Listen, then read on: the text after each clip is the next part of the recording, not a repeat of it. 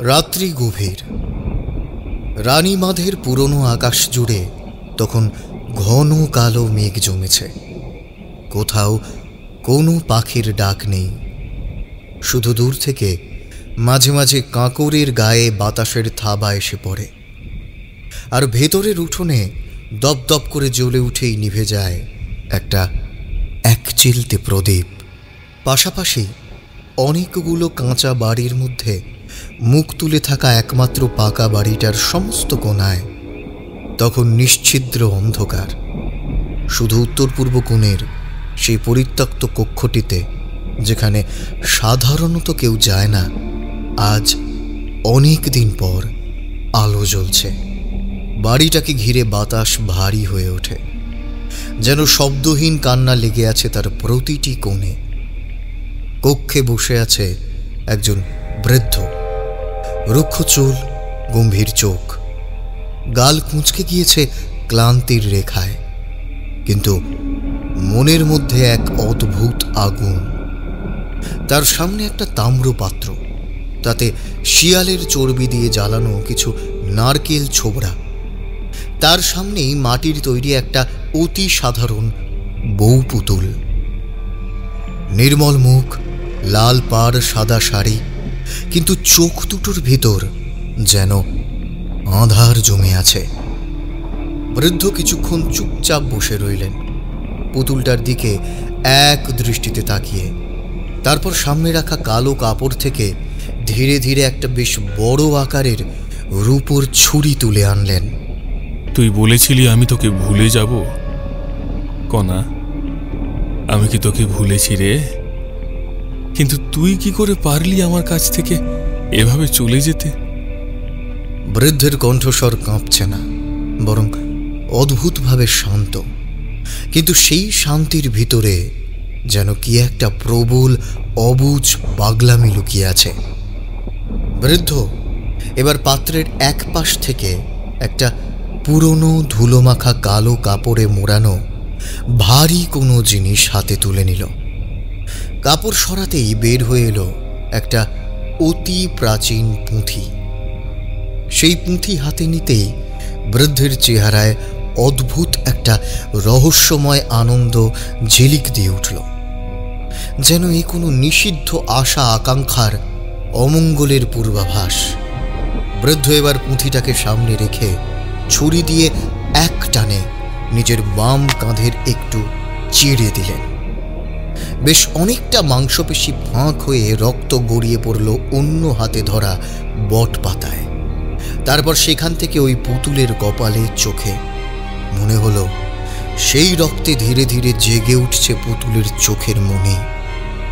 রক্তলাল দৃষ্টিতে সে মেপে নিচ্ছে এই নতুন পরিস্থিতিটা।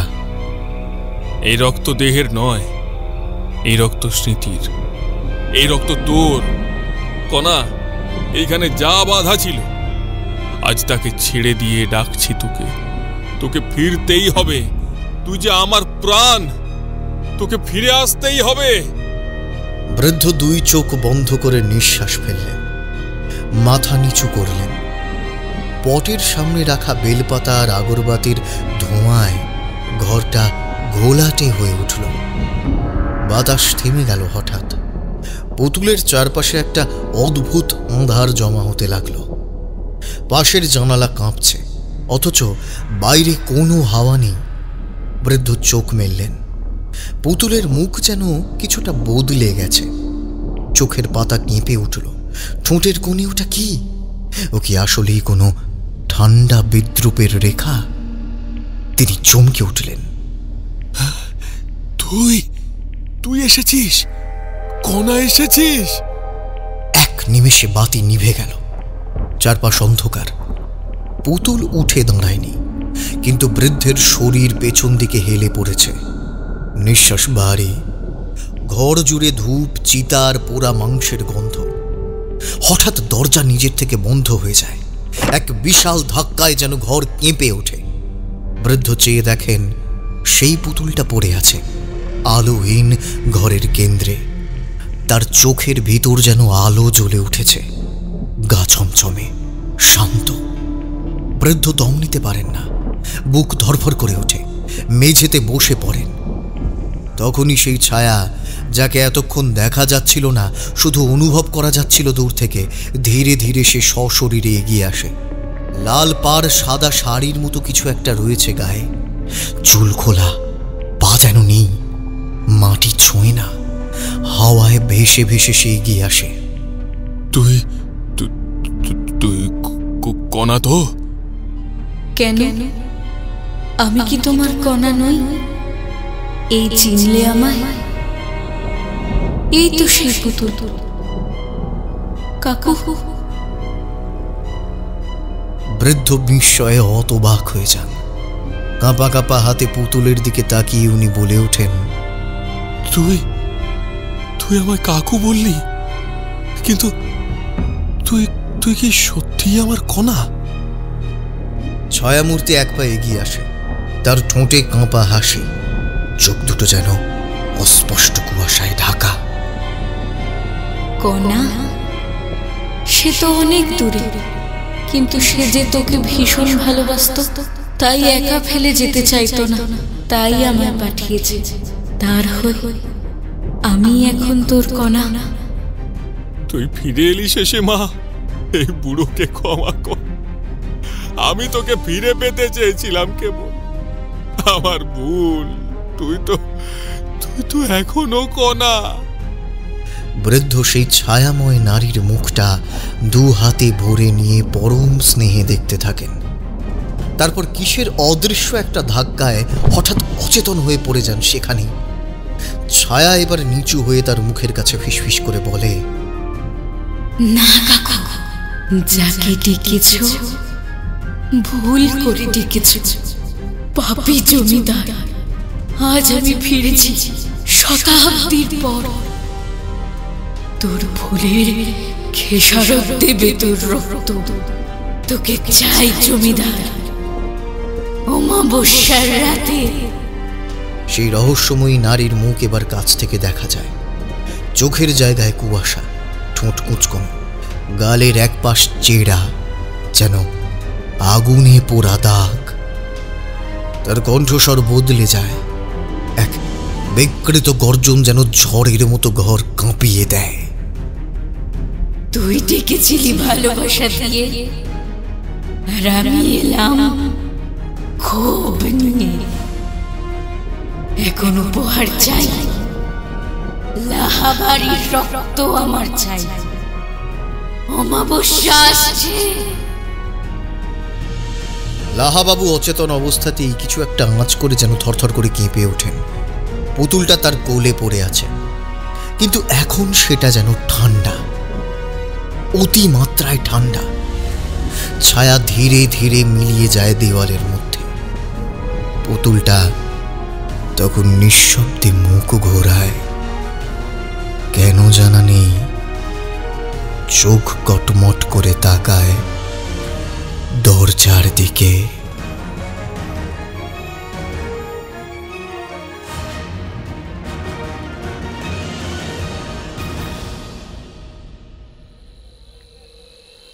এক হাতে তেলে ভাজার ঠোঙা আর এক হাতে লম্বা ছাতাটা বাগিয়ে ধরে হাঁটছি। ঠিক এমন সময় কিশোরীর গলা, ওহে ভায়া, দাঁড়াও দাঁড়াও। সন্ধেটা বেশ ফাঁকা ফাঁকা লাগছিল, তাই আর কি। ঠাকুরমশাইয়ের বাড়ি, তাই তো? মক্ষম ধরেছ। তোমার সাথে দেখা হয়ে ভালোই হলো, তবে কিনা পাসিং শো এর দোকানটা বন্ধ। কিশোরী ফতুয়ার পকেটে একটা চাপড় মেরে বলল, আমার কাছে অগ্রিম কিছু মজুদ আছে ভায়া। গরম মন্দ নয়, তবে এতক্ষণে গঙ্গার দিক থেকে হু হু করে হাওয়া দিচ্ছে। অন্য দিনের থেকে একটু বোধহয় তেজটা বেশি। ঘরের সামনে এসে কড়া নাড়তেই ঝটিতে এসে দরজা খুলল আমাদের চারি। আরে কাকাবাবুরা যে, আসুন ভিতরে আসুন। কতদিন এদিকে আসেননি। এই তো কালই বাবা আপনাদের নাম করছিলেন। আমিও ভাবলাম বুঝি বাড়ি ফেরার আগে আপনাদের সাথে আর দেখা হলো না। আর বলিস না মা, আপিসের চাপ বাড়ছে, আর তার সাথে বয়সটাও তো হচ্ছে। সব সামলে আর সেভাবে আসা হয়ে ওঠে না রে। নে নে চারিমা, এই তেলে ভাজা আর এঁচড়ের চপগুলো নে। কতদিন পর তোর হাতের মুড়ি মাখা খাবো বল দেখি। ঠাকুরমশাই ভেতরে তো?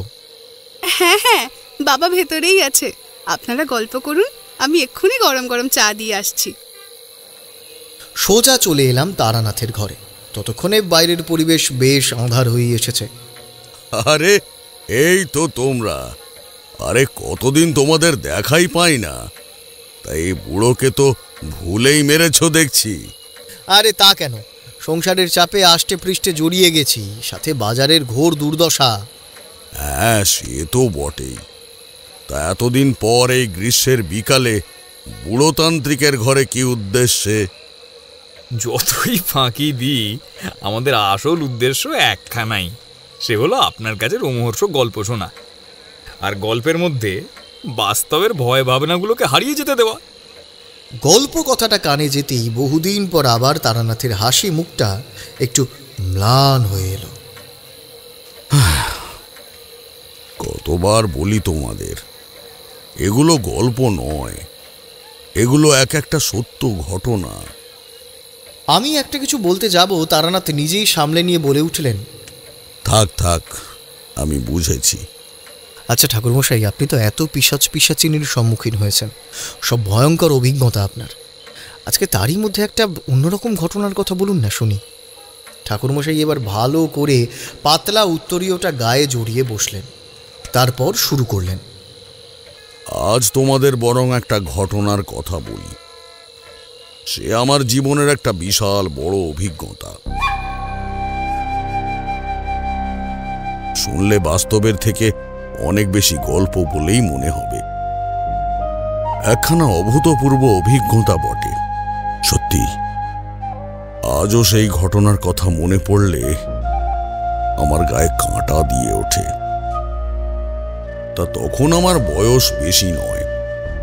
বাঁকুড়ার দিকে এক সন্ন্যাসীর সন্ধান পেয়ে তখন আমি সেইখানে গিয়েছিলাম নতুন কিছু শেখার ধান্দা নিয়ে। কিন্তু সেইবার সেই সন্ন্যাসীর দেখা আমি পাইনি। অগত্যা ভাবলাম কয়েকদিন এদিক ওদিক ঘুরে তারপরে যাব মহাপীঠ তারাপীঠের দিকে। সেইভাবেই চলতে চলতে আমি এসে পৌঁছাই রানী বাঁধ বলে একটা এলাকায়। তখন সন্ধে হয়ে গেছে। সেই সময় বাঁকুড়ার চারিদিকে জঙ্গল ছিল বেশ ঘন। মাঝে মাঝে যেসব জনবসতি অঞ্চল ছিল সেগুলোও তেমন বড় নয়। এরই মধ্যে রানী বাঁধ এলাকার একটু বেশ নাম ডাক ছিল। তখন অনেক দিন হলো পথে পথে ঘুরছি, মনটা খুব তামাক তামাক করছিল। তাই আশেপাশে কোনো পানশালা আছে কিনা সেটাই দেখতে দেখতে চললাম। ভাগ্য সহৃদয় হলে সেখানেই তামাক মিলবে। তা হঠাৎ একটা জায়গা এসে আমার শরীরে অদ্ভুত একটা অনুভূতি হলো। শিরদাঁড়ায় যেন একটা শিরশিরে অনুভূতি, সে ঠিক বলে বোঝানোর নয়। বহুদিন এমন কিছু হয়নি আমার সাথে। আমি একটু হতবাক হয়ে থমকে দাঁড়িয়ে পড়লাম। চারিদিকে চেয়ে দেখলাম, মাঝখানে পায়ে চলা মোরামের বড় রাস্তা, ডান পাশে একটা বন্ধ দোকানের ঝাঁপ, আর বাম পাশে একটা একতলা পাকা বাড়ি। সেই বাড়ির দিকে দৃষ্টি যেতেই আমার চোখ কপালে উঠল। বাড়ির মাথাতে ভয়ানক ঘন কালো ঘূর্ণি, অনেকের ওপর অপশক্তির কালো ছায়া আমি দেখেছি। কিন্তু কালো শক্তির এমন প্রভাব, এমন চক্রবাত এ আমি আগে কখনো দেখিনি। এই বাড়ির বাসিন্দারা যে অত্যন্ত বিপদে রয়েছেন তা টের পেতে আমার এক মুহূর্ত লাগলো না। আমি ইতি কর্তব্য স্থির করে নিলাম। মোটামুটি বেশ বড় খোলামেলা বাড়ি, বড় লোহার গেট, সামনে কিছু গাছগাছালি, সাদা রং করা পাকা বাড়ি। তা সেই বাড়ির সামনে গিয়ে কড়া নাড়লাম, একবার, দুবার, তিনবার। সামান্য সময়ের তফাতে গৃহস্বামী এসে দরজা খুলে দিলেন। পরনে শুতে যাওয়ার পোশাক, হাফ পাঞ্জাবি আর ধুতি। চেহারা তার অভিজাত, হাতে একটা সোনার কাজ করা ছড়ি। চেহারা ভারী কি, বয়সে প্রায় 60-এর আশেপাশে। তবে হ্যাঁ, চোখ দুটি কিন্তু কোটরাগত, যেন বহুদিন সেই দু চোখে ঘুম আসেনি। আমি অবশ্য এখনই কিছু ভাঙলাম না। আমি একজন পথিক ব্রাহ্মণ, আশ্রয়ের খোঁজ করছি। যদি 2 দিন আপনার বাড়িতে একটু। হ্যাঁ হ্যাঁ ঠাকুর মশাই, অবশ্যই। ব্রাহ্মণের পদধূলি পড়েছে, সে তো আমাদের সৌভাগ্য। আপনি ভিতরে আসুন, আমি সব ব্যবস্থা করছি এখনই। লাহাবাবুর আতিথেও তার কোনো খামতি ছিল না। কিছুক্ষণের মধ্যেই সব ব্যবস্থা করে একখানা পরিপাটি ঘরে আমায় তুলে দিলেন। পশ্চিম কোণের একটা চওড়া ঘর। ঘরে আসবাব বিশেষ নেই। জানলার পাশে একখানা বালিশ তোলা খাট, সামনে একটা ছোট টেবিল আর পুরনো কুয়াশা ধরা আয়না। 2 জানালা খোলা, কাঠের মেঝে, আর জানলার পাশে বসার জন্যে মোটা হাতলওয়ালা চেয়ার। ঘরটা পরিষ্কার, কিন্তু যেন একটা গুমোট ভাব। ঠিক যেমন বন্ধ ঘরে শ্মশানের ধোঁয়া ঢুকলে থাকে, সেই রকম। তা যাই হোক, তিনি নিজে এসে জল, তামাক, খাবার সব ব্যবস্থা করে দিয়ে বললেন, ঘুমটা একটু হালকাই হবে এখানে। মাঝে মাঝে পাখিদের ডাক আর পুরনো বাড়ি বলে কড়িকাঠের শব্দ হয়। তবু আপনি নিশ্চিন্তে বিশ্রাম নিন ঠাকুর মশাই। আমি হেসে সম্মতি জানালাম, তবে খেয়াল করলাম তার চোখ দুটি যেন সব সময় কিছু লুকিয়ে রাখতে চায়। রাত গভীর, কেবল সময় নয়, যেন অন্ধকার নিজেই ধীরে ধীরে গা চাপা দিয়ে ঢুকে পড়েছে হাড়ের ভিতর। রাতের কোন প্রহর পেরিয়ে এসেছি বুঝতে পারিনি। জানলার ফাঁক গলে ধূসর রূপলি আলো ঘরে ছড়িয়ে পড়ছে, যেন চাঁদের আলো নয়, কারণ নিঃশ্বাস ছড়িয়ে পড়ছে ধীরে ধীরে। আমি তন্দ্রাচ্ছন্ন অবস্থায় পড়েছিলাম। হঠাৎ এক অচেনা শীতলতা পা বেয়ে উঠল। ঘুমটা ভেঙে গেল আমার। চারিদিকে নিস্তব্ধতা, একটা অসহ্য স্তব্ধতা। জানলার বাইরে সাদা হালকা আলো এসে পড়েছে মেঝেতে, আর তার গায়ে চুপি চুপি লেপ্টে আছে এক টানা ঝিঁঝির ডাক। আমি উঠে বসলাম। বুকের মধ্যে যেন কেউ পাথর চেপে বসে আছে। বাতাসে হালকা ধূপ ধোঁয়ার গন্ধ, কিন্তু সেই গন্ধ যেন মন্দিরের নয়, বরং শ্মশানের। ঠিক এমন সময় পেছন দিক থেকে একটা ঠান্ডা নিঃশ্বাসের শব্দ কানে এলো। চেয়ারটা, হ্যাঁ, আমার সামনের কাঠের চেয়ারটা দেখি নিজের থেকেই এগিয়ে আসছে। অদৃশ্য কারো টান যেন তাকে এক ধাক্কা করে ঠেলে নিয়ে আসছে আমার দিকে। আমি পাথরের মতো স্থির হয়ে রইলাম। আমি চিরকালই সাহসী মানুষ, বিপদের ভয়ে কোনোদিনও পিছিয়ে যাইনি। কিন্তু আজ কেন জানি না, কোনো কালো ছায়ার প্রভাবে আমার কণ্ঠ শুকিয়ে এলো। প্রাণপণে নৃসিংহ কবচ মনে করতে চাইছি, উগ্রং বীরং মহাবিষ্ণু, কিন্তু জীব যেন ঠোঁটের সাথে আটকে গেছে। ঠোঁট ফাঁক হলেও স্বর বেরোচ্ছে না। বুঝলাম গলা রুদ্ধ হয়ে আছে। কণ্ঠ যেন কারো অদৃশ্য আঙুলে চেপে ধরা। এ কি সম্ভব? আমার মতো তান্ত্রিক, যে অগ্নিহোত্রের সামনে বহু রাত কাটিয়েছে, তারও কি কণ্ঠ রোধ সম্ভব? আমি নড়লাম না। হঠাৎই নিঃশ্বাসের শব্দ, ঠান্ডা ভেজা এক দীর্ঘ নিঃশ্বাস, যেটা গলা ছুঁয়ে পিঠের রন্ধ্রে নেমে এলো। হঠাৎ খাটের নিচে থপ থপ শব্দ।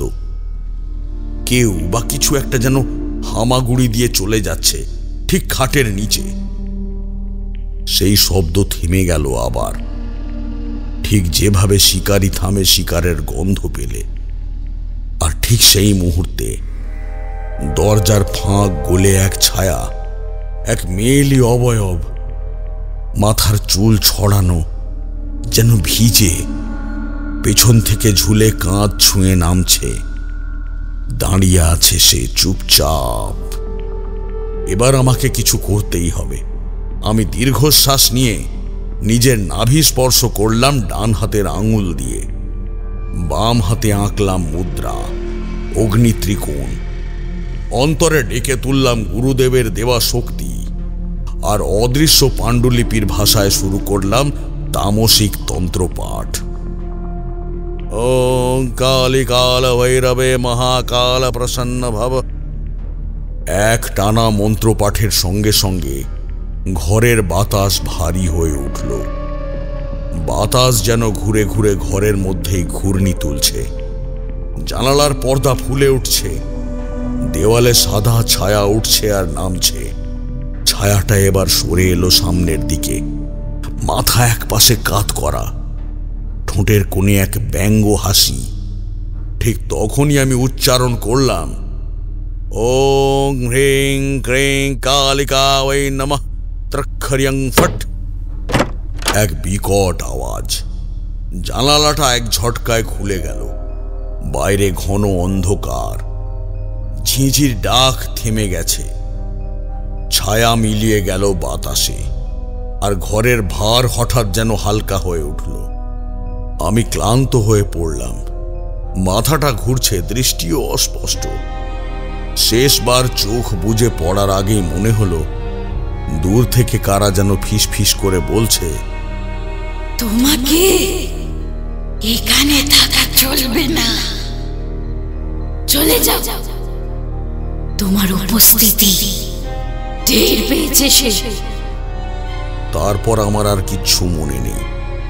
ভোরে উঠে দেখি ঘরের জানলা খোলা, পর্দা এক পাশে সরে গেছে, গা ভর্তি ঘাম, কিন্তু বাতাস ঠান্ডা, খুব ঠান্ডা। বারান্দা থেকে পাখির ডাক ভেসে আসছে। বাইরের পৃথিবী যেন স্বাভাবিক, কিন্তু আমার মনে হলো আমি যেন স্বাভাবিক নেই। বিছানার পাশে পড়ে থাকা বালিশে এক ফোঁটা রক্তের দাগ। আমি জানি এ বাড়ির চার দেওয়ালের মাঝে কিছু একটা আছে, যা আমার এখানে থাকা চায় না। ঘণ্টাখানেক পর লাহাবাবু এসে গরম চা আর মুড়ি আর নাড়ু দিয়ে বললেন, ঘুম ঠিক হয়েছে তো ঠাকুর মশাই? আমি তাকে গভীর চোখে কিছুক্ষণ দেখে বললাম, রাতটা অদ্ভুত কেটেছে। আপনার বাড়ি, আচ্ছা এখানে কি কিছু আছে? উনি সামান্য হাসলেন, না খুশির না কষ্টের, যেন অনেক কিছু বলবেন করেও নিজেকে আটকে রাখলেন। কি আর থাকবে বলুন, এই বাড়িতে আমি একলাই থাকি। স্ত্রী অনেক বছর হলো গত হয়েছেন, আর বিয়ে করিনি। এখন শুধু স্মৃতির সঙ্গেই দিন কাটে। আর কিছু বললেন না, তবে তার চায়ে চুমুক দেওয়ার ফাঁকে আঙুলে একটা কাঁপুনি দেখলাম ক্ষণিকের জন্য। আমার মনে হচ্ছিল এই বাড়ির দেওয়ালে যেন কারো দৃষ্টি জমে আছে, কারো স্নেহ নয়, কারোর ক্ষোভ নয়, এ এক ধীর নীরব আক্রোশ। একটু পরে তখন আমি বারান্দায় বসে আছি, হঠাৎ একটা ভেজা চুলের মেয়ের ছায়া দেখলাম ঘরের কোণ দিয়ে সরে যাচ্ছে। ভাবলাম লাহাবাবুর কোনো আত্মীয় হবে, কিন্তু লাহাবাবু তো বললেন যে এই বাড়িতে তিনি একাই থাকেন। তবে এই পর্যন্ত বলি ঠাকুরমশাই থামলেন। কিশোরী আর বিভূতি তখন গভীর মনোযোগে বসে। বাইরের অন্ধকার আরও ঘনীভূত হয়েছে। তারপর রাতের সেই অভিজ্ঞতা তখনও রক্তে জমাট বেঁধে আছে। শরীর ক্লান্ত, কিন্তু মন অস্বস্তিতে ছটফট করছে। কিছু যে দেখেছিলাম গত রাতে, তার স্পষ্ট ব্যাখ্যা না থাকলেও আমি জানি সেটা কল্পনা ছিল না। এই বাড়িতে কিছু একটা আছে। দুপুরে খাওয়া দাওয়ার পরে বাড়ির আনাচে কানাচে ঘোরার ইচ্ছে হলো। পুরনো বাড়ি, চারপাশে কেমন একটা জমাট বাঁধা শূন্যতা, বাইরে সামান্য বাগান মতো, তারই উত্তর দিকে যে অংশটা সবসময় ছায়ায় ঢাকা থাকে, সেখানে আবার পাঁচিলের ভিতরেই একটা ছোট দোচালা মাটির ঘর। দরজাটা বন্ধ, কিন্তু ছিটকিনি লাগানো নেই। কৌতূহল বসে একটু ধাক্কা দিতেই কড়কড় শব্দে খুলে গেল। ভেতরে ধুলো, পুরনো আসবাব, কাঠের পাটাতনের নিচে এক ধরনের শোঁ শোঁ শব্দ। আমি চারপাশে তাকিয়ে দেখছি। হঠাৎ একটা দীর্ঘ ছায়া, একজন যুবতী, লাল রঙের ধুপি শাড়ি, খোলা চুল আর এক রাশ কুয়াশার মতো চোখ। চেহারাটা যেন স্থির অথচ অদ্ভুতভাবে জীবন্ত। হঠাৎই সে আমার দিকে ঘুরে তাকালো। কোনো শব্দ নেই, কোনো পায়ের ধ্বনি নেই, শুধু নিঃশ্বাসের মতো এক উপস্থিতি। আমার হৃদস্পন্দন কিছুক্ষণের জন্যে থমকে গেল। আমি কিছু বলতে যাব, তার আগেই সে ঘর ছেড়ে বেরিয়ে গেল ধীরে ধীরে। পায়ে কোনো আওয়াজ নেই, যেন মাটি ছুঁয়ে হাঁটছে না। আমি পেছনে পেছনে বেরিয়ে এলাম বাগানে। এমন সময় লাহাবাবুর সাথে দেখা হয়ে গেল। এ কি ঠাকুর মশাই, আপনি এখানে? কোনো অসুবিধা হচ্ছে কি? আপনি কষ্ট করে আসতে গেলেন কেন? আমাকে একটা ডাক দিলেই। না, তেমন কিছু নয়। আসলে দুপুরে একটু গুরুভোজন হয়ে গেছে, তাই ভাবলাম আপনি একা মানুষ, যা বড় বাড়িখানা আঁকড়ে আছেন, সেখানেই একটু ঘুরে দেখা যাক। তাইতে আমারও আরাম হবে আর মনেরও কৌতূহল নিবৃত্ত হবে। বেশ তো, চলুন আমি নিয়ে যাচ্ছি আপনাকে। ভিতরের ঘরগুলো অনেক পরিষ্কার, কিছু সাজানো ঘরও আছে। সেসব ঘরে বইপত্র, শিকারের জিনিস, এমনকি আমার বাপ দাদার আমলের কিছু পুরনো জিনিসও আছে। আপনার দেখতে মন্দ লাগবে না। এই বাগান তো এখন আর সেভাবে দেখে রাখতে পারি না। আচ্ছা, এখানে আমার মনে হলো কোনো একটা মেয়েকে দেখলাম। আপনার কোনো আত্মীয়া বুঝি? কি বললেন? মেয়ে? আপনি দেখেছেন তাকে? হ্যাঁ, এই তো, এই দিকেই বোধহয় গেলেন। কে উনি? হ্যাঁ, ওর নাম চিত্রলেখা, আমার মেয়ে। আপনার মেয়ে? হ্যাঁ, ও থাকে না সব সময়, আসে যায়। তারপর দ্রুত পায়ে সরে গেলেন, কোনো কথার অপেক্ষা না করেই। একটু পরে নিজের ঘরে ফিরে এলাম। ঘরটা নির্জন, জানালা দিয়ে ঢুকছে ঝিম ধরা আলো। হঠাৎ কিসে যেন মাথাটা হালকা ঠুকে গেল। আমি আয়নার সামনে দাঁড়ালাম, কপালে একটু হাত দিয়ে দেখছি।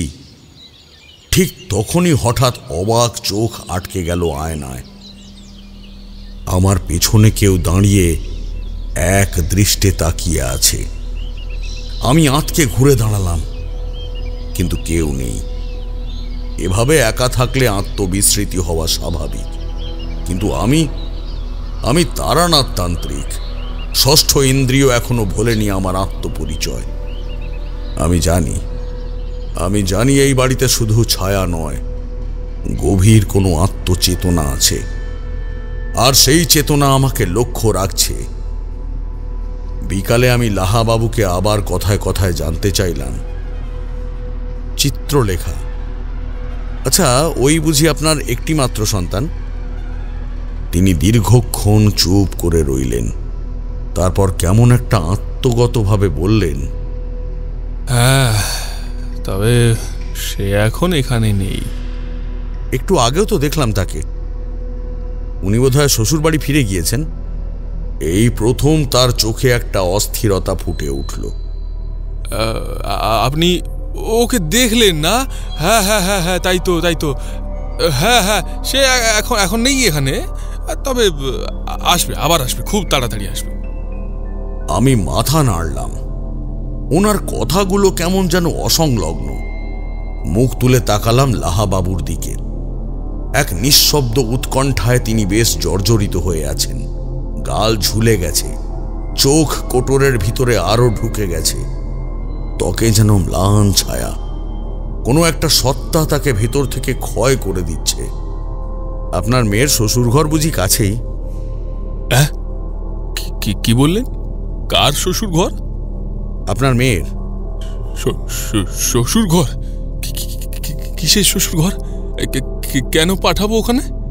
কাউকে পাঠাবো না, কিছুতেই কণা আমাকে পাঠাবো না আমি। কিছুতেই আমার মেয়েকে মেরে ফেলতে দেব না, দেব না। আমার কণা মা, আমার কণা মা। উনি থরথর করে কাঁপতে লাগলেন। আমি গিয়ে ধরলাম মানুষটাকে।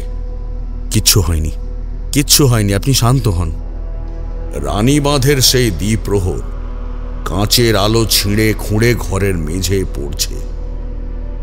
লাহাবাবু তখনও ক্লান্ত দেহটা সোফার গায়ে হেলিয়ে চোখ বন্ধ করে আছেন। তার শীর্ণ আঙুল উড়ো হাওয়ার মতো কাঁপছে, আর ঠোঁটের কোণে শুকিয়ে উঠেছে কালচে ছাপ। একটু আগে মাত্র তার মুখ দিয়ে যে নামটি আচমকা বেরিয়ে এসেছে, কণা, সে যেন বাড়ির দেওয়ালে টাঙানো প্রাচীন ঘড়িটার কাঁটার মতো থেমে আছে। শব্দ নেই, চলন নেই, অথচ তার উপস্থিতি ঘরের বাতাসে শুয়ে শুয়ে নিঃশ্বাস নিচ্ছে। আমি চুপ করে মানুষটার পাশে দাঁড়িয়ে আছি। এ বাড়ির প্রত্যেকটা নীরবতা এখন আমার তৃতীয় নয়নকে খোঁচা দিচ্ছে। হঠাৎ লাহাবাবু চোখ খুললেন। দেখলাম মরা মাছের মতো নিষ্পলক চাহনি, কিন্তু দৃষ্টি জুড়ে ছাই মাখা আতঙ্ক, ঠোঁটে যৎকিঞ্চিত নড়াচড়া, যেন তারা স্বর খুঁজে পাচ্ছে না। আপনি ঠিক আছেন তো? আমি ধীর স্বরে জিজ্ঞেস করলাম। মনে হলো এই প্রশ্নেই ওনার বুকের ভেতর থেকে যেন একটা ভারী কিছু একটা গলা বেয়ে উঠে এলো। লাহাবাবু, কণাটা কে? উনি দীর্ঘক্ষণ নীরব হয়ে রইলেন। তারপর খুব আস্তে, প্রায় ফিসফিসিয়ে একটা দীর্ঘ নিঃশ্বাস নিয়ে উনি শুরু করলেন। এখন এখানে চলে এলেও ঠাকুরমশাই, আমাদের শিকড় শিয়ালদহে। সেখানের একটা সরু গলির মুখে এক 13 চালা বাড়ি, ভাঙা বাড়ি ছিল। বাবা ভোরে রওনা দিতেন অফিসে, ফিরতেন রাত করে। আমরাও 2 ভাই সেই অন্ধকার বাড়ির অলিন্দেই বড় হয়েছি। আমি হরীন্দ্রনাথ আর দাদা বিজেন্দ্রনাথ। আমি বাবা মায়ের বড় বয়সের সন্তান। দাদা আমার থেকে 13 বছরের বড়। আমাদের মাঝে 3 বোন ছিল, তাদের সকলেরই বিয়ে হয়েছে কম বয়সে। ছর্দি ছাড়া তাদের কারো মুখ আমার খুব একটা মনে পড়ে না। উৎসব আনন্দে কেউ কেউ আসতো বটে, কিন্তু আমার যখন বছর 7 বয়স, বাবার কেরানির চাকরিটাও গেল। বাবা ঠেলা নিয়ে বের হলেন সবজি বেচতে। তাদেরও বাপের ঘরে আসা বন্ধ হলো। দাদা পড়াশোনায় মস্ত দিগ্গজ। আমি বরাবরই শান্ত, সংসার পাটির দিকে ঝুঁকেছিলাম। গাঁধীর নয়া কংগ্রেস আন্দোলনের বছরগুলিতে দাদা মেষবাড়ি ঘুরে ঘুরে ছাত্র পড়িয়ে পড়াশুনো করলেন। তার ভরসা ছিল নিজের বুদ্ধি, নিজের জেদের উপর।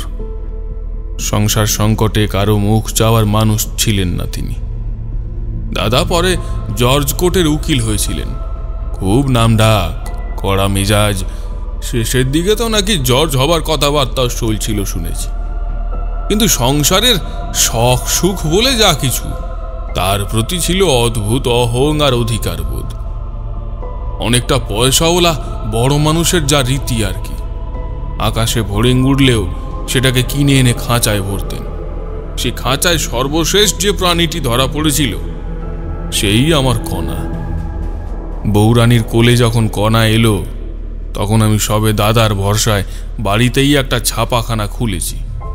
বটতলা সাহিত্য থেকে ভালো ভালো অনেক বই, কাগজ, বিল, বিজ্ঞাপন সবই ছাপা হতো।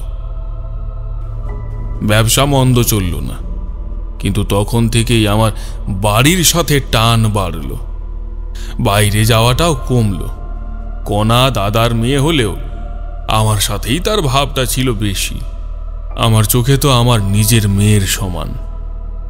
বাড়িতে থাকলে সে বেশিরভাগ সময়ই আমার ছাপাখানায় বসে থাকতো, নানা রকম বই তুলে নাড়াচাড়া করত। আমি সেখানেই নিজের হাতে একটা ছোট্ট চেয়ার টেবিল গড়ে দিয়েছিলাম তার জন্য। বড় হয়েও সেই অভ্যাস তার যায়নি। এমনকি তার পড়াশোনার জায়গাটাও ছিল ওইখানে। আমার সাথে বকবক করতে করতে সে কাজ করত। আর এমনই মেধাবী যে তাতেই বালিকা বিদ্যালয়ে হতো প্রথম। 15 বছর বয়সে সে খোদ কলকাতা কলেজিয়েট স্কুলের পালামণ্ডপে নেচে গেয়ে সব বিদ্যজনের নজর কাড়ল। বৃষ্টির দিনে জানলার গরাদ ধরে সে যখন রবীন্দ্রসঙ্গীতে সুর বাঁধত, গোটা বাড়ি ভেসে যেত অন্য এক আলোয়। মেয়েটা যেন খুব তাড়াতাড়ি হাতের আঙুলে এই সংসারের সব সুর বেঁধে ফেলল। আমার বিদুষী দাদাও মেয়েকে নিয়ে কম গর্ব করতেন না, তবে সে গর্বেও একদিন ছেদ পড়ল যখন কণা আঘাত দিল তার সেই অহং আর অধিকার বোধে। বলতে বলতে লাহাবাবুর চোখের কোণটা চিকচিক করে উঠল। সমস্যা শুরু হলো কণা 25-এ পড়তেই। লাহাবাবুর কণ্ঠ ঘোলাটে হয়ে এলো। দাদা তার জন্য পাত্র দেখছিলেন, ব্যারিস্টার, ডিস্ট্রিক্ট ম্যাজিস্ট্রেট, এমনকি এক ইউরোপিয়ান অফিসারও এলো দেখাশোনা করতে। কণা কিন্তু রাজি হলো না। সেই সময় গুঁড়ি মেরে ঢুকলো ওই গানের দলের ভ্রাম্যমান গায়ক, নাম তার হরকিশোর মান্ত। দাদা শুনেই গর্জে উঠলেন, কণাও জেদ ধরল। এই প্রথম সে বাবার চোখে চোখ রাখল। দাদার এতদিনের আসন বুঝি টলে উঠল। তিনি অসুস্থ হয়ে হাসপাতালে ভর্তি হলেন। কণার মা শয্যা নিলেন। হিন্দুয়ানি সমাজের ঠাট বজায় রাখতে স্বামীর বাধ্য হয়ে মেয়ের নামে সাপ সাপান্ত করতেও ছাড়লেন না। এমনকি একদিন কোথা থেকে খবর এলো হরকিশোরকে কারা যেন রাস্তায় পিটিয়ে মারতে চেয়েছিল। শেষ মুহূর্তে কোনো একজন পথচারীর দয়ায় সে রক্ষা পেয়ে হাসপাতালে ভর্তি হয়েছে। মেয়েটা সব ঠিক রাখতে বাধ্য হলো পিঁড়িতে বসতে। হাসপাতাল থেকে ফিরেই দাদা নিজের বন্ধু বান্ধব ডেকে বিয়ে ঠিক করলেন, সেই ইউরোপীয় অফিসার। আমি ঘরে ঢুকে একবার মিনতি করেছিলাম, দাদা একটু ভেবে দেখো, এই ছেলের বিষয়ে বাজারে অনেক কথা। দাদা কড়া চোখে তাকিয়ে বলেছিলেন, আমি যা ঠিক করেছি তাই হবে, তোকে মাথা ঘামাতে হবে না। সেই সর্বনেশে রবিবার চলে এলো। বৌরানী বাড়ির সমস্ত জায়গায় খুশির আলপনা এঁকে ফেললেন। কণা চোখের শেষ জলটা বোধ করে মুছে শাখা পলা পরে এসে দাঁড়ালো তুলসী তলায়। সে সন্ধেবেলায় আমার পাঁজরের টুকরো মেয়েটাকে তুলে দিলাম সেই বিদেশি কুকুরটার হাতে। কিন্তু মেয়েটার জেদের ব্যাপারে আমরা ভুল করেছিলাম। বিয়ের ঠিক 6 দিন পরে লাহাবাবুর গলা কেঁপে উঠল। দুর্গাপুজোর সপ্তমীর রাত। শিয়ালদহে তখন বৃষ্টি, উঠোন ভেসে যায়। আমরা ঘুমিয়ে পড়েছিলাম, হঠাৎ অচেনা এক দরজা ধাক্কা ধাক্কি। দেখি একজন খাকি পোশাক পরা একটা মাঝবয়সী আধবুড়ো গোছের লোক। বিজেন্দ্রবাবু আছেন, উনার মেয়ে আগুনে পুড়ে মরেছে। আমার শরীর জুড়ে বরফ। বৃষ্টি নেমে এলো। পিছনে বৌরানী অজ্ঞান হয়ে গেলেন। তাকে তুললাম না, দাদাকেও জাগালাম না। সেই অবস্থাতেই ছুটে গেলাম ওদের শ্যামবাজারের বাড়ি। ভ্যানতাল ভাঙা, ছাই ধোঁয়া উঠছে। ভিতরে দেখি রান্নাঘরের দরজার ঠিক পাশে উল্টে পড়ে আছে একটা পিতলের কেরোসিনের পিপে। তাকে ঘিরে নিশ্ছিদ্র অন্ধকার। মৃতদেহ চেনা গেল না। ভস্মীভূত একটা শরীর, মুখ চোখ কিছুই নেই তার। তার পিছন ঘুরে দেখলাম দাদা এসে ঢুকছেন। তিনি চেয়ারের হাতল ধরে কোনো মতে নিজেকে সামলালেন, কিন্তু অন্ধ রাগে তাকে আমি হাত দিয়ে ছুঁলাম না অবধি। চলে এলাম অভিশপ্ত বাড়ি ছেড়ে। এক এক করে খবর এলো দাদা অসুস্থ হলেন। আমি আবার ও বাড়ি ফিরে গেলাম কয়েকদিনের জন্য। 3 মাস পরে দাদা স্ট্রোক হয়ে মারা গেলেন। মরার আগে দাদা আমাকে ধরে কাঁদলেন। চোখে জল নেই, মুখ কাঁপছে। হরেন, কণাকে ফেরত এনে দে, এনে দে, কণাকে ফেরত এনে দে হরেন। হরেন। 4 মাসের মধ্যে চলে গেলেন বৌরানীও। সংসারে বৈরাগ্য এসে গেল। বউ হওয়ার কথা ছিল, হলো না। ছাপাখানার কাজ ছেড়ে একটা চাকরি ধরেছিলাম, সেও গেল। কলকাতা শহর বদলালো। তারই মধ্যে এই পুরনো দোতলার বাড়িটা কিনে রানীবাঁধে চলে এলাম। সঙ্গী শুধু স্মৃতি আর আমার দক্ষিণী মেয়ের একটা চুড়ি, ওই বাড়ি থেকে কুড়িয়ে এনেছিলাম। তিনি ধুতির ভাঁজ থেকে ছোট খাম তুলে দেখালেন। চুড়ির ছাই গায়ে লেগে আছে আজও। আমার গায়ে কাঁটা দিয়ে উঠল। মধ্যাহ্নের আলো একটু ঢলে পড়েছে। ঘরের ভিতর কুয়াশার মতো ঝুলে আছে নীরবতা। বাইরে কাক ডাকা রোদ্দুর, অথচ আমার চোখে শুধু লেলিহান শিখা, অতীতের, বর্তমানের এবং সম্ভাব্য ভবিষ্যতের। আমি স্পষ্ট দেখছি বড়লোক বাড়ির যে অন্ধ আগুনে এক নারীর স্বপ্ন পুড়ে নিঃশেষ হয়েছিল, সেই একই আগুন আজও দাউ দাউ করে জ্বলে চলেছে। আর লাহা বাবু বসে আছেন অন্ধ স্নেহের সংস্থানে। তবে কি এত বছর পর সেই মেয়েই ফিরে এসেছে? কিন্তু কেন? তার বাবাকে নিয়ে যেতে? মায়ার টান কি বড় হলো সত্যবোধের থেকেও? জানি না, আমি জানি না।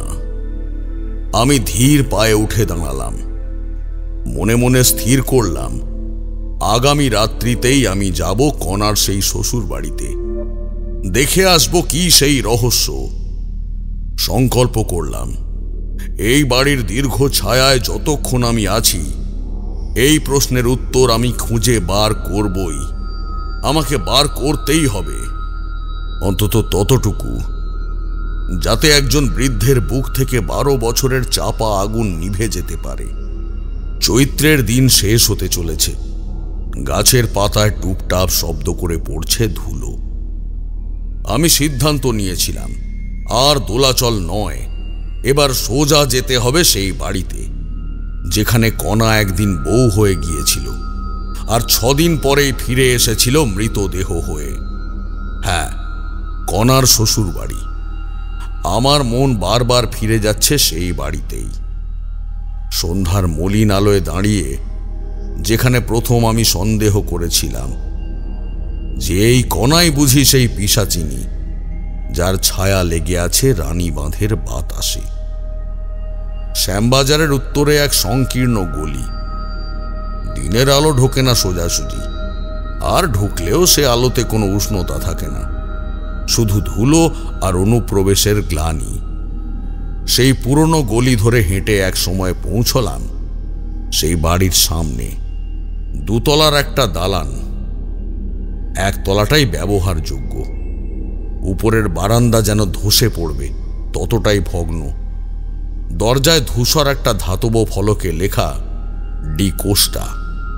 দরজার সামনে সবে দাঁড়িয়েছি, তখনই পেছন থেকে এক কাশির শব্দ। ফিরে দেখি এক যুবক, বছরেই 23-24 হবে, পরনে মলিন হাফ প্যান্ট আর সাদা গেঞ্জি। চোখে জিজ্ঞাসা, কণ্ঠে কৌতূহল। আপনি কাকে খুঁজছেন? আচ্ছা, এই বাড়িতেই এককালে থাকতেন এডওয়ার্ড ডি কোস্টা। জানি না এখনো কেউ। আগে হ্যাঁ, উনি আমার ঠাকুরদা। আপনি কে? কাকে চাইছেন? আমি হরেন্দ্রনাথ লাহার তরফ থেকে এসেছি। যুবকটির কৌতূহলী চোখে চোখ রেখে কথাটা বললাম। সে একটু থেমে গেল। লাহা মানে? আমি ঠিক বুঝলাম না, আপনি কাকে খুঁজছেন? কণা মানে আপনার ঠাকুরদার প্রথম পক্ষের স্ত্রী। শুনেছি 6 দিনের বেশি থাকেননি এই বাড়িতে। তারই ব্যাপারে কিছু খোঁজ নিতে এসেছি। যুবকের চোখে অনুজ্ঞার ছায়া, কপালে ভাঁজ ফেলে সে বলল, কণা? না, এই নামে কাউকে শুনিনি। মা বাবা কেউ কোনোদিন বলেনি। তবে কয়েক মাস আগে কোনো এক লাহাবাবু এসেছিলেন, আমার ঠাকুমার সাথে দেখা করেছিলেন। আমি অবশ্য তখন এখানে ছিলাম না। সে একটু থেমে এক দৃষ্টে তাকিয়ে থাকলো বাড়ির ভিতরের দিকে। তারপর বলল, ঠাকুমা আছেন। অনেক পুরনো কথা এখন আর তেমন মনে থাকে না তার। তবে আপনি আসুন, দেখা যাক। বাড়ির ভিতরের দালানটা অনেকটা অন্ধকার। মেঝেতে ফাটল, দেওয়ালে স্যাঁতস্যাঁতে ছোপ। একটা বারান্দা ঘেরা ঘরে প্রবেশ করিয়ে দিল সে। সেখানে রোদ ফোটে না, আলো আসে না, শুধু কালের চিহ্ন পড়ে থাকে ধুলো হয়ে। চৌকাঠের কাছে বসে আছেন এক বৃদ্ধা।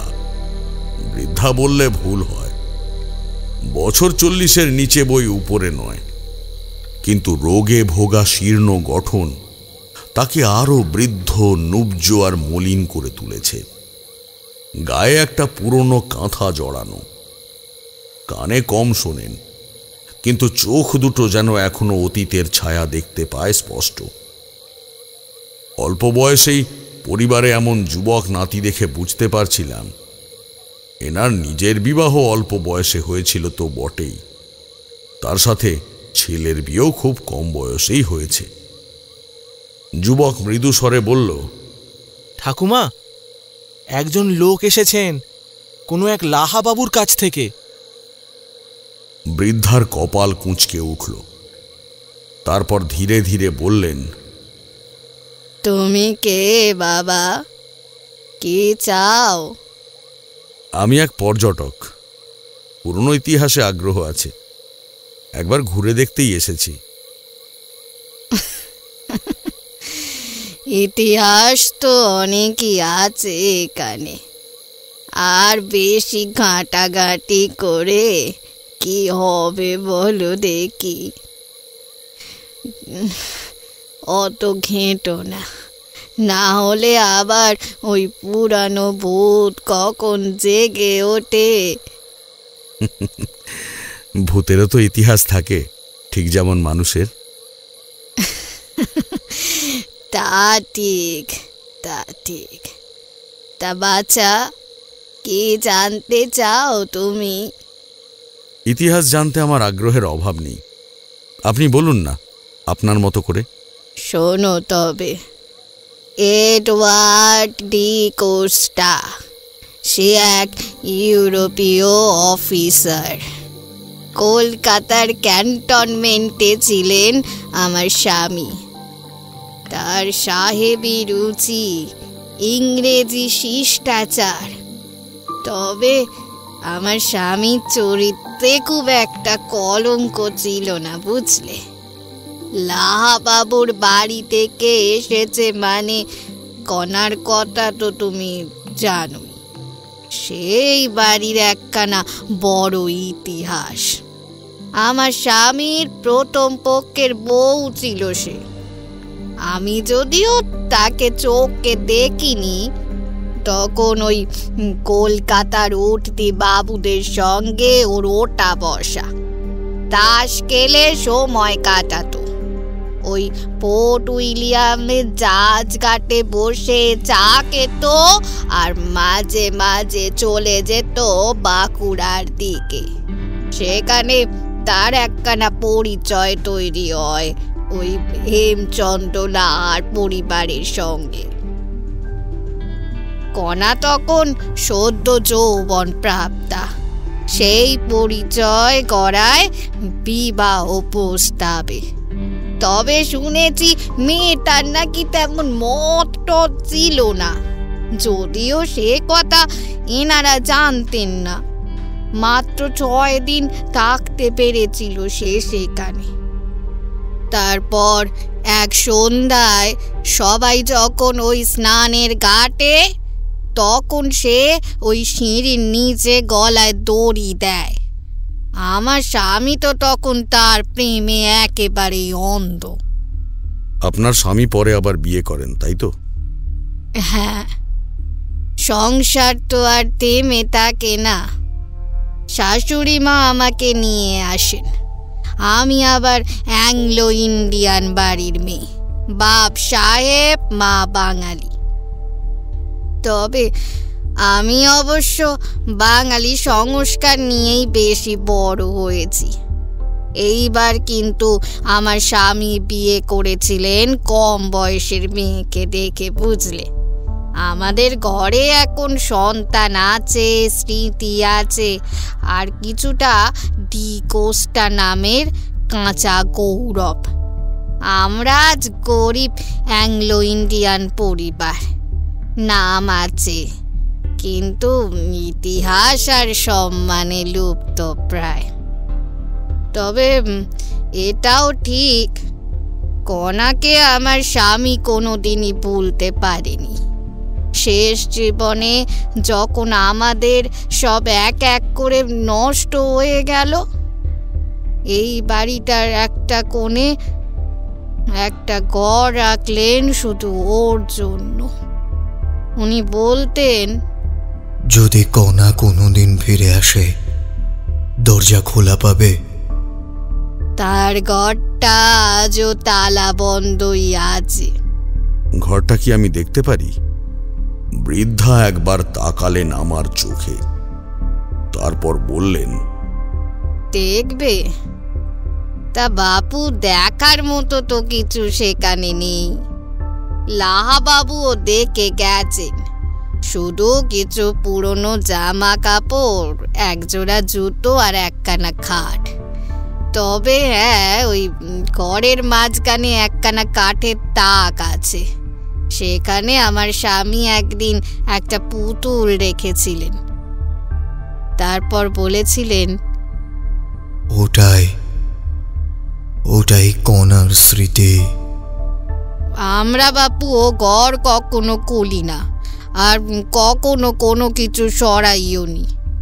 ডিকোস্টা সাহেবের শেষ ইচ্ছে ছিল ওই ঘর আর কেউ খুলবে না, আর তার পরবর্তী প্রজন্ম সে ঘর খোলায় কখনো আগ্রহ দেখায়নি।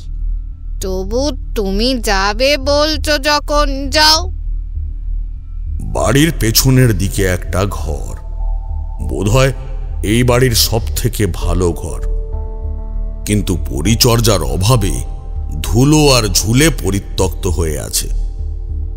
ডিকোস্টা সাহেবের দ্বিতীয় স্ত্রী কণার বিষয়ে ঈর্ষান্বিত না হলেও তার প্রতি যে বিশেষ মমতা রাখেন না, তা কিন্তু আমি বুঝেছিলাম। আসলে বিবাহের পর থেকেই তিনি বুঝেছিলেন একটা অদৃশ্য আসন এই বাড়িতে প্রতিষ্ঠিত। না চাইতেও এক বাঙালি মেয়ে মাত্র 6 দিনে যেভাবে একটা মানুষের মন জয় করে নিতে পেরেছিল, সেভাবে আর কেউ পারেনি। সে হচ্ছে কণা। সেই ঘরে বসে আমি আহ্বান করলাম, যদি তুমি থাকো, যদি তুমি শোনো, কণা, কণা এসো, এসো কণা। হাতের আঙুলে এক লঘুতান্ত্রিক বৃত্ত আঁকলাম। বাতাস নিস্তরঙ্গ হল, বাতি নিভু নিভু। প্রথমে নীরবতা, তারপর একটা অতি মৃদু শব্দ, চুপচাপ বাতাস কাঁপার মতো নয়, বরং কারো নিঃশ্বাসের মতো। আমি চোখ খুললাম। ঘরের দোতলার ছাদে যেন ধোঁয়ার মতো একটা আলোর রেখা নেমে এলো। ধীরে ধীরে তা গঠন নিতে লাগলো একজন মেয়ের ছায়া মূর্তিতে। চেহারাটা স্পষ্ট নয়, কিন্তু চোখ দুটো গভীর, করুণ। ঠোঁটে তীব্র চেপে রাখা কোনো অতৃপ্ততা, ঘুমটা ঢাকা মুখ, পাতলা ঠোঁট, আর চোখে অশেষ বিষাদ। আমি বুঝতে পারলাম এই সেই কণা। আমার মন বলছিল, এই আত্মা, এই ছায়া, এই তো সেই পিশাচিনী। কিন্তু কণা যেন নিমেষে আমার মন পড়ে নিল। সামনে দাঁড়িয়ে বলল, আমি নই সে, আমি চাই না কারোর ক্ষতি হোক। আমার শিরদাঁড়া কেঁপে উঠল। কণার কণ্ঠে কোনো হিংসা ছিল না, কোনো অতৃপ্ত কামনা ছিল না, ছিল কেবল এক রহস্যময় অনুশোচনা। আমি ফিসফিস করে বললাম, তবে কে? কেন তোমার আত্মা আজও পথ হারিয়ে ফিরছে এই গৃহে? আমার মৃত্যুর পরে কাকামশাই তিনি একা হয়ে গিয়েছিলেন। সেই একাকিত্বে এক তীব্র অভিপ্রায়ে তিনি কয়েক মাস আগে আমার ঘর থেকে আমার বউ পুতুলটি নিয়ে যান। কোনো এক কালো পুঁথি সম্বল করে তিনি অসমাপ্ত জ্ঞান নিয়ে নিজে নিজেই ভয়ানক তন্ত্র কাজে বসেন। পুতুলটিকে কেন্দ্র করে আমার আত্মাকে ফিরিয়ে আনার চেষ্টা করেন। আমি বিস্ময়ে চুপ। তুমি বলছো পুতুল? সে মাথা নাড়ল। হ্যাঁ, কাঠের তৈরি, লাল রঙা জামা পরা একটা বউ পুতুল। আমার শৈশবের সঙ্গী ছিল, কিন্তু সেই পুতুলে আমি ছিলাম না। আমি তো তখন মুক্ত। আমার কাকা মশাইয়ের ডাকে সাড়া দিয়েছে অন্য কেউ, এক পুরনো আত্মা, এক ভয়ঙ্কর অস্তিত্ব। নাম তার চিত্রলেখা। বাতাস যেন থমকে গেল। চিত্রলেখা? আমি তো তার ছায়া অনুভব করেছি রানী বাঁধে, আয়নার আড়ালে, শিবলিঙ্গের চারপাশে, হাওয়ার ভিতর। কণা তখন বলল, পুতুলে আশ্রয় নিয়েছে সেই পিশাচিনী। আমার কাকামশাই জানতেন না তার ডাকে সাড়া দেবে অন্য এক আত্মা। তাই আমার স্মৃতিতে গাঁথা সেই পুতুল আজ অভিশপ্ত। ঠাকুরমশাই, দয়া করে পুতুলটিকে খুঁজে বের করুন। ওতেই আছে কাকামশাইয়ের সর্বনাশের সূত্র, ওতেই আছে আমার সম্পূর্ণ মুক্তির পথ। আর আমার জন্য সন্ধেবেলায় এক প্রদীপ জ্বালাবে, যেন আমার আত্মা অবশেষে রেহাই পায়। আমি মাথা নাড়লাম। সে মিলিয়ে গেল। যেমন নিঃশব্দে এসেছিল সেইভাবেই। আমি উঠে দাঁড়ালাম। জানলার বাইরে সন্ধ্যা পোহাচ্ছে, আর আমি তারানাথতান্ত্রিক যাত্রা শুরু করলাম এক অভিশপ্ত পুতুল, এক পিশাচিনী আত্মা, আর এক পাগল বৃদ্ধের একাকিত্ব থেকে জন্মানো অশেষ বিপদের দিকে। তারানাথ চুপচাপ চায়ের কাপটা হাতে নিয়ে জানালার দিকে তাকিয়ে থাকলেন কিছুক্ষণ। বাইরে এখনো গুমো, বৃষ্টি পড়ছে। জানলার কাঁচ বেয়ে নিচে নেমে আসছে টপটপ শব্দে জলের রেখা। আমাদের চিরচেনা ঠাকুরমশাইয়ের চোখে তখনও যেন অন্য সময়ের, অন্য জগতের কোনো একটা ছবি। তারপর কি হলো ঠাকুরমশাই? সেই পুতুলটা পেলেন? পুতুল? হ্যাঁ হ্যাঁ, ঠিক বলেছ, সেই পুতুল। কণার আত্মা যখন বলেছিল পিশাচিনীর উৎস সেই পুতুল, তখন থেকে মনে হচ্ছিল এ যেন এক অন্ধকার কুয়োর মুখ। আমি শুধু দাঁড়িয়ে নিচে তাকিয়ে আছি। কোথা থেকে নামবো, কেমন করে নামবো কিছুই জানি না। শুধু জানি নামতেই হবে। বাড়ি ফিরে লাহা বাবুর কাছে জানতে চাইলাম, আপনার কি মনে পড়ে কণার কোনো খেলনা বা পুতুল এমন কিছু ছিল? পুতুল? না না, এসব ভুলে যান। এই বাড়িতে এখন আর সেসব খুঁজে না পেলেই ভালো। আমি অনুভব করলাম ভয় শুধু আমার নয়, ভয় তারও আছে, কিন্তু তার ভয়টা আলাদা রকম, যেন অনেক পুরনো, অনেক বেশি গহীন। সেদিন দুপুরে আমি একা বাড়ির পিছনের বারান্দায় বসে ধ্যান করছিলাম। মনকে একাগ্র করার একটা ছোট্ট চেষ্টা আর কি। চারপাশ নিস্তব্ধ, শুধু দূর থেকে শালিকের ডাক। হঠাৎই মা যেন পথ দেখিয়ে দিলেন। মনে পড়ল প্রথম দিন যখন এসেছিলাম, বাড়ির উত্তর কোণের একটা ছোট্ট ঘরের সামনে দাঁড়াতেই হঠাৎ একটুখানি ধূপের গন্ধ এসেছিল। তারপর থেকেই ঘরটা তালা বন্ধ, আর লাহাবাবু ওদিকে আর যেতেন না। সেই ঘরের সামনে দাঁড়িয়ে আমি বললাম, ঘরটা খুলতে দিন, আমি জানি ওখানেই আছে পুতুলটা। না তারানাথ, ওখানে কিছু নেই। একদিন ছিল, আমার মেয়েটা ছিল আমার কাছে। এখন কেবল অন্ধকার। এই অন্ধকারকে অন্তত কেড়ে নেবেন না। আপনি জানেন ঠিক কোথায় আছে, তাই তো? তিনি মুখ ফিরিয়ে হাঁটতে লাগলেন। যা গেছে তা নিয়ে না খুঁড়লেই ভালো। এইটুকু বললেন, আর কিছু নয়। তবে আমি থামলাম না।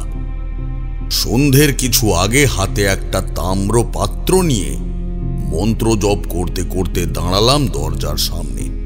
বিশেষ প্রক্রিয়ায় সেই তালা নিজে থেকেই খুলে গেল। ধীরে ধীরে কড়কড় শব্দ তুলে দরজা খুলে দুই ফাঁক হলো। ঘরের ভিতরে ধুলো আর গন্ধে দম বন্ধ হওয়ার উপক্রম।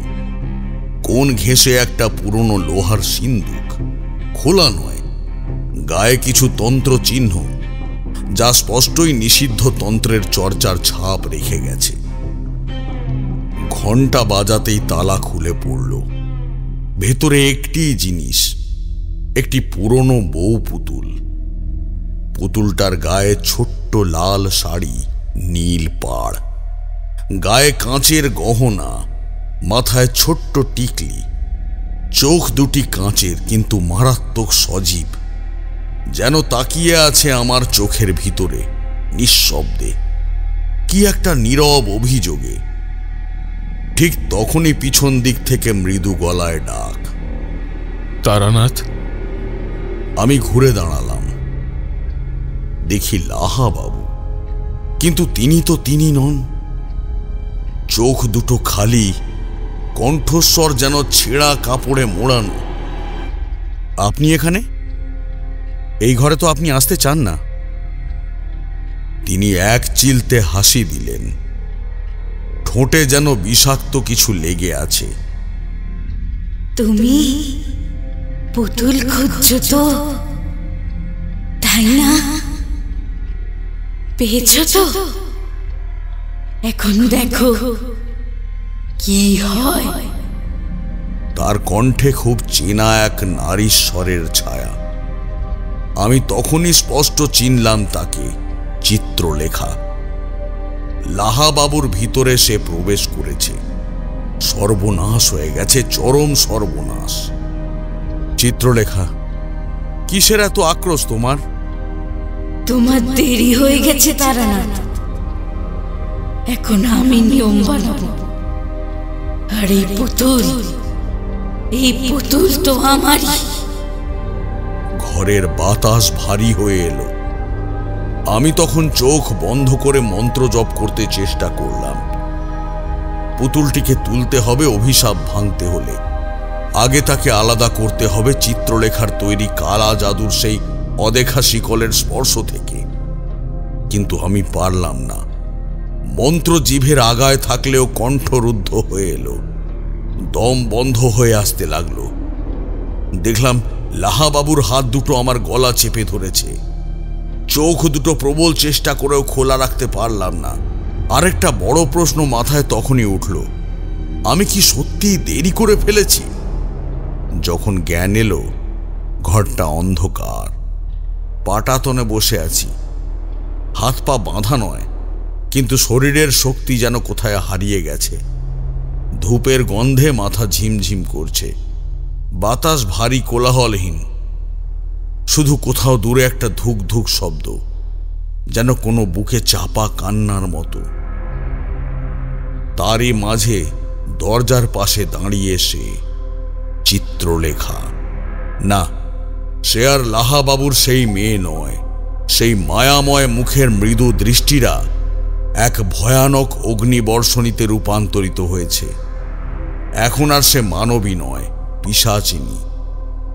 সে বলে উঠল, তুমি জানতে চাও না কে আমি, কেন এসেছি আবার এই রক্ত মাটি আঁকড়ে? সে এগিয়ে এলো, চোখ দুটোতে লাল আগুন। তোমার জানতে ইচ্ছে করে না কেন কণা মরে বাঁচল? আজ তবে বলি শোনো। আলগোছে হাত তুলল সে। ঘরটা কেঁপে উঠল হঠাৎ, আর দেওয়ালের দিকে এক চিলতে ছায়া ফুটে উঠল চিত্ররূপে। এই বাড়ি লাহাদের ছিল অনেক অনেক বছর আগে। তখন এই রানীবাঁধ ছিল এক ভয়ানক তান্ত্রিকের অধীন। হরিশঙ্কর লাহা, জমিদার, তান্ত্রিক আর নৃশংস। তার ভৃত্যের মেয়ে 18 বছরের যুবতী চিত্রলেখা তন্ত্রের জন্য এক অমাবস্যার রাতে বলি দিয়েছিল আমাকে। বলেছিল আত্মা বাঁচিয়ে রাখলে তন্ত্র শক্তি দ্বিগুণ হয়, কিন্তু জানতো না অভিশাপও বাঁচে।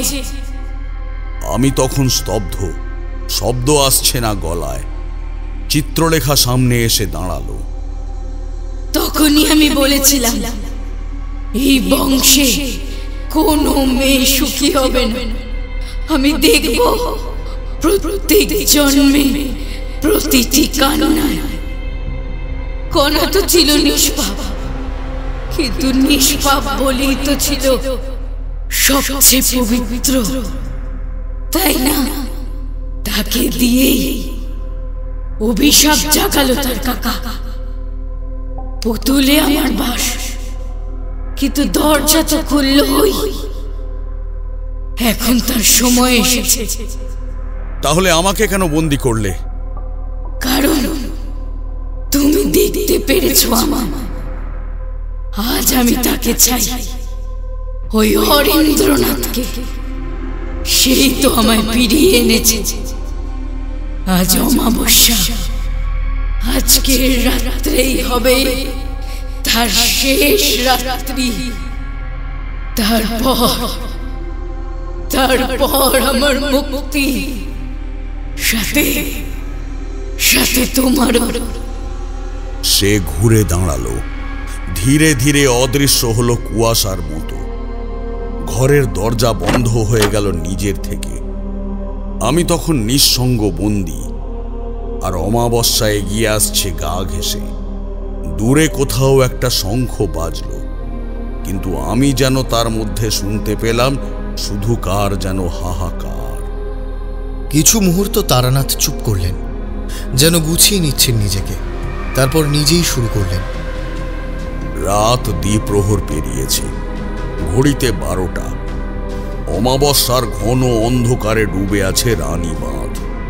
পুরনো লাহাবাড়ির ভগ্নপ্রায় কুটিরের নির্জন কক্ষে আমি একা। চিত্রলেখা আমাকে এই ঘরেই বন্দি করেছে, মাটির সেই ঘরে যার দেওয়ালে লেপ্টে থাকা স্যাঁতস্যাঁতে দাগে জমে আছে শতাব্দীর কান্নার রেখা। আমি জানি কিছু একটা ঘটবে আজ। চিত্রলেখা বলেছে এই রাতেই সে বলি নেবে। লাহাবাবু অর্থাৎ হরেন্দ্রনাথ তার শিকার। আমি জানি থামাতে হবে তাকে, কিন্তু তার জন্যে চাই শক্তি, চাই তন্ত্র, চাই আত্মস্থ ধ্যান। ভিতরে ভিতরে মনকে প্রস্তুত করছিলাম। তন্ত্রের পুঁথি আমার সঙ্গেই, তিলোত্তমার দেওয়া এক পুরাতন তাল পাতার খণ্ড, যার মন্ত্র আজও প্রাণবান। আমি ধ্যানস্থ হলাম। চোখ বন্ধ করেই অনুভব করলাম মাটির নিচে কিছু নড়ছে। মৃদু কাঁপন, যেন অতলে ঘুমন্ত এক অশুভ শক্তি জেগে উঠেছে। হঠাৎ হাওয়ার ঘূর্ণি, জানলার কপাট খুলে গেল প্রবল ধাক্কায়। ঘরের ভেতরে এক মুহূর্তে যেন শীতল মৃত্যু ছায়া, ধোঁয়া আর ছায়ার মিশ্রণে সে এসে দাঁড়ালো। চিত্রলেখা আর আগের মতো অত সুন্দরী নয়। এই চিত্রলেখা বিশুদ্ধ পিশাচিনী। তার চোখ দুটো আগুনের মতো জ্বলছে, মুখে ছায়া আর বিদ্বেষ। সে হেসে উঠল। ভেবেছ মন্ত্রে আমাকে রুখতে পারবে? তুচ্ছ তারানাথ তান্ত্রিক। তার কণ্ঠ যেন চারদিক ভেদ করে আসছে তখন। একটি নয়, বহু কণ্ঠ একসঙ্গে। আমি নিঃশব্দে একখণ্ড রুদ্রাক্ষ ছুঁয়ে মন্ত্র জপতে লাগলাম। অগ্নি সংযমিত দুর্ভেদ্য রেখা, রক্ষা কর মোর আত্মাকে চরাচরে অন্তরে। মাটিতে আঙুল ছুঁয়ে আঁকলাম চক্র।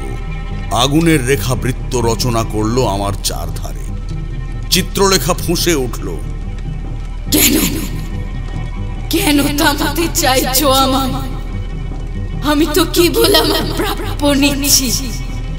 আমায় বলি দিয়েছিল যে তারই উত্তর দিচ্ছি।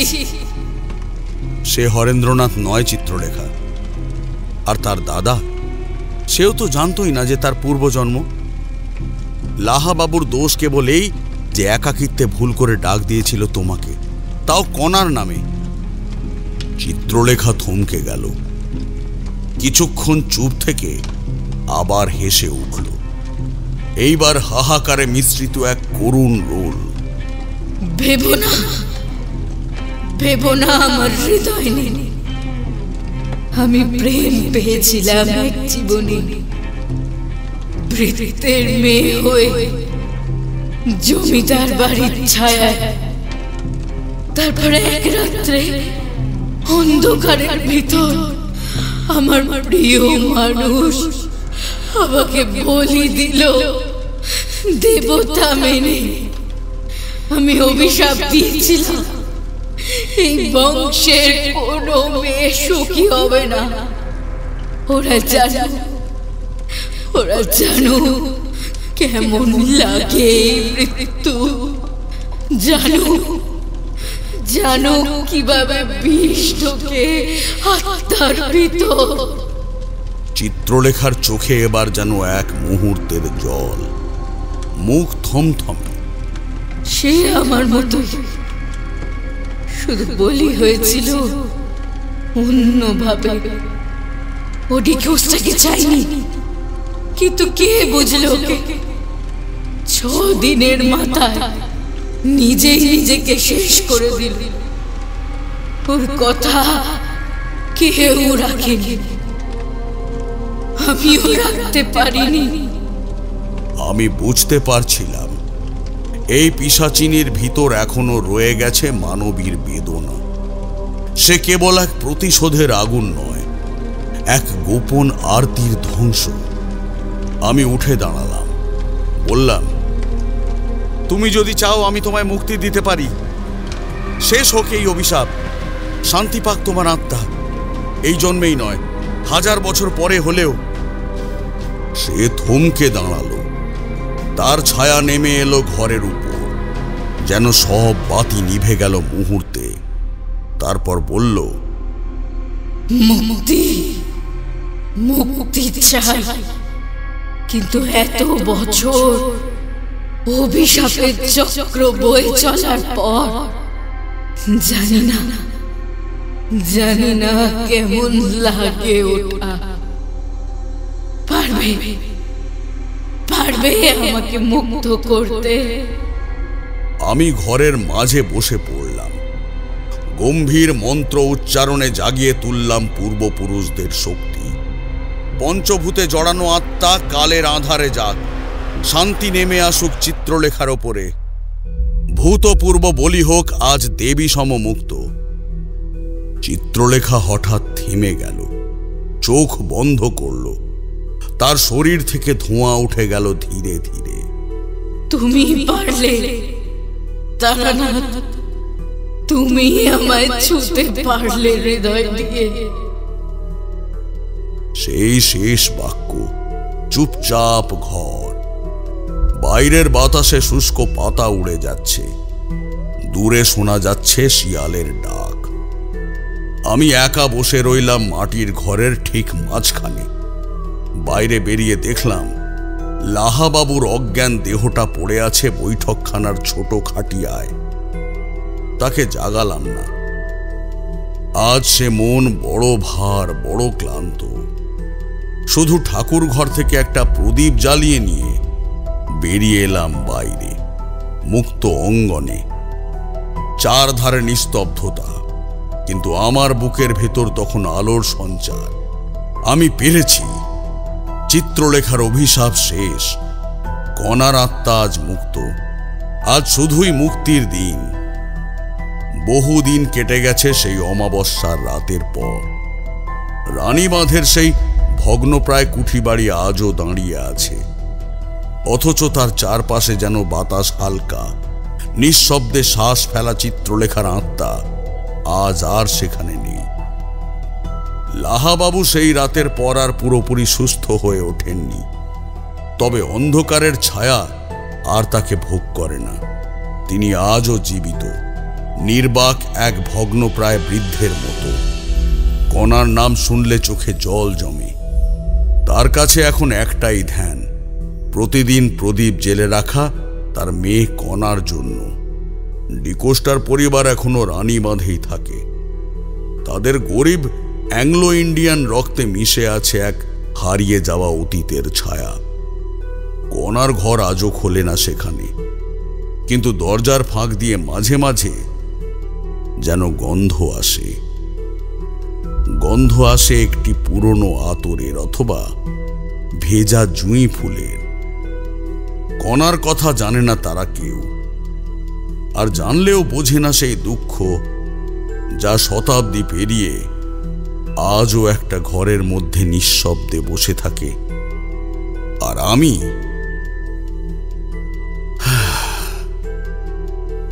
এখনো পথিক, এখনো অন্বেষণকারী। আমার ঝোলা ভারী হয়ে উঠেছে অভিজ্ঞতায়, আতঙ্কে আর কিছুটা করুণায়। এই কাহিনীর কথা এর আগে আমি কখনো বলিনি কাউকে। শুধু যখনই এ কথা মনে পড়ে প্রতিবার নতুন করে বুঝতে পারি কখনো কখনো আত্মারা ফেরে কিন্তু প্রতিশোধ নিতে নয়, মুক্তি চাইতে। আর সেই মুক্তি মন্ত্রে নয়, বিশ্বাসে, সহানুভূতিতে।